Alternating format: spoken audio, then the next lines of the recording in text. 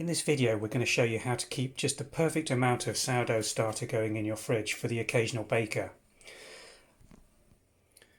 If you're not planning on making sourdough every day, and let's face it, in a family situation that's unlikely, then this advice will hopefully enable you to maintain just the right amount of starter for a once weekly bake of 2 loaves. The ideal container for storing your sourdough in the refrigerator is this 0.75 litre Kilner jar.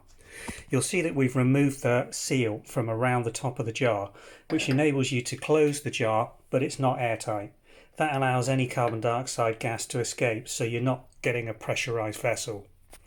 What we've got in this jar is 200 grams or 200 mils of our starter mix that was retained from the starter used to make our sourdough today. To that we've added 200 grams of strong plain white flour, baking flour or bread flour, and 200 mils of water. So we've made a total of around 600 mils of mix. That's going to be more than enough to bake 2 loaves of bread. Our recipe calls for 320 grams of starter. We've mixed that well together and placed it into this clean, dried Kilner jar. All you have to do now is to put this in the bottom of a standard refrigerator, and it should keep perfectly well for up to 7 days. It's a good idea to mark the date on the top of the Kilner jar in an indelible marker, which will just wipe off when you reuse this. That's particularly important if you've got multiple starters on the go in the refrigerator. We're placing this in the bottom of a standard domestic fridge, and it will just sit there now for up to 4, 5 or 6, possibly 7 days, and you don't have to do anything.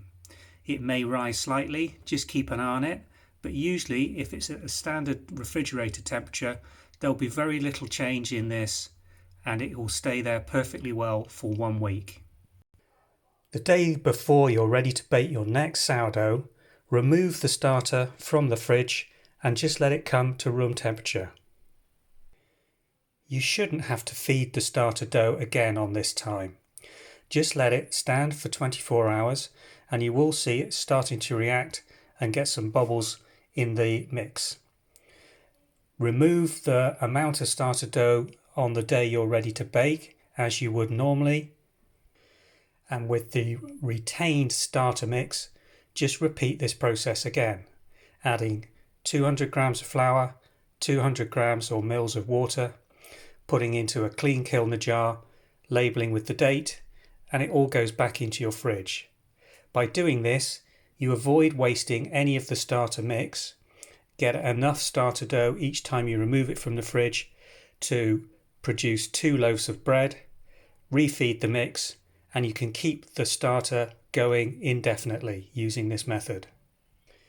If at any time during that week you decide you need to bake, simply remove the starter dough for 24 hours, use what you need, and restart by mixing and diluting the remaining starter mix. If you suddenly decide you want to have additional capacity to produce dough, simply at any time remove this from the fridge, split it in half, and have 2 batches going, both of which you feed with 200 grams of flour and 200 mils of water. By using this method, you can indefinitely keep your starter going without having to waste constant amounts of flour if it was left at room temperature.